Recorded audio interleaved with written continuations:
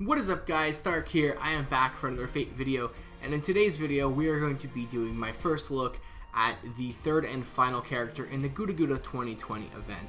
This will be the 5-star banner unit, Himiko. So she is going to be a 5-star ruler coming out to the game, and it does seem like we're getting a lot of rulers lately. Now that just could be me just happening to notice that, but it does seem like we are getting quite a few rulers lately in the game.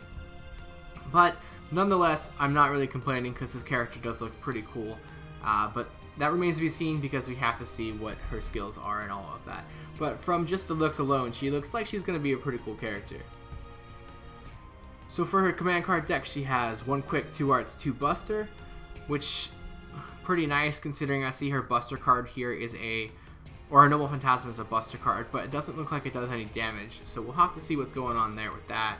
Hit counts 4 on the quick, 3 on the arts, 1 on the buster, 5 on the extra. Don't like 1 on the buster cards. I never really like 1 hit counts on anything really, but let's see what happens. Stats: 15,000 HP even at max, 10,659 attack. So she's got some pretty good stats there, really good HP. Noble Phantasm generation's pretty low there, 0.57. I guess it makes up for it a little bit with the 4 and the 3, but overall, it seems like our Noble Phantasm generation's not that great. Star Absorption's pretty average as well. Alright, so let's, I guess we'll take a look at her Ascension artwork here. So Stage 1 looks pretty cool.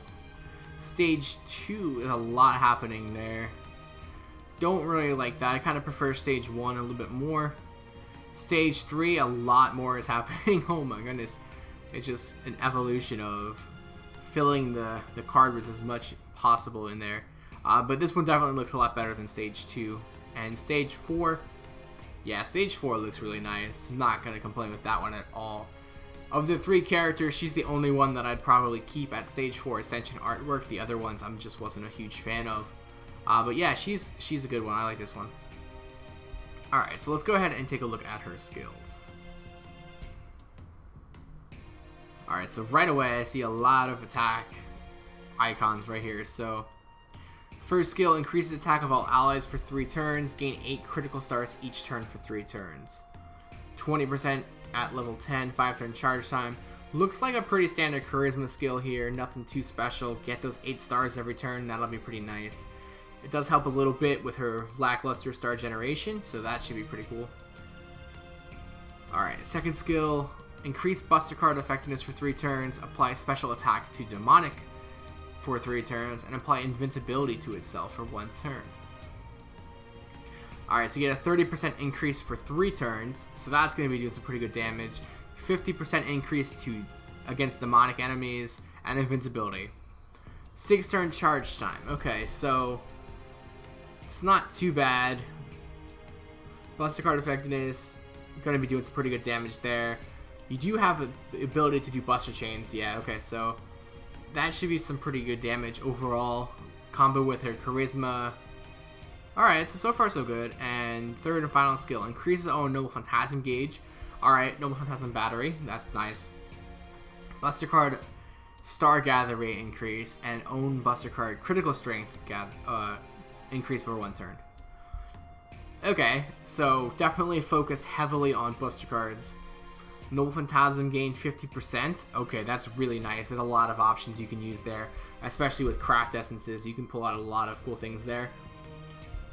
Buster star gather rate 500%. Alright, make sure you get those stars on your buster cards. Really nice. And buster card critical strength for 1 turn as well. 100% increase there. 6-turn charge time. This is a really nice skill. So you get that NP battery on a 6-turn charge time with all the extra effects. This is really nice. I really like this skill.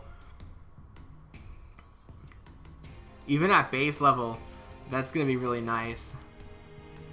You probably do want to max this one out really fast to get that 50%. A lot of craft essences at limit break have 50%. So that should be pretty nice there. Okay, so I like that. I like her skill set as well. See what our Noble Phantasm actually does though. Increase buster card effectiveness for all allies. Increase Noble Phantasm overcharge level for all allies by 2. 1 time over the course of 3 turns. Overcharge, increased critical strength for all allies. Okay, so this is another buff one here. Doesn't do any damage, but you're going to make up for that with the buffs you get. So you get a 30%, let's just say level 1 here, 30% increase to Buster Card effectiveness. Overcharge it by 2 for all of your allies. I wonder if, does that apply to herself? I would assume it does, but you'd have to use her Noble Phantasm a second time.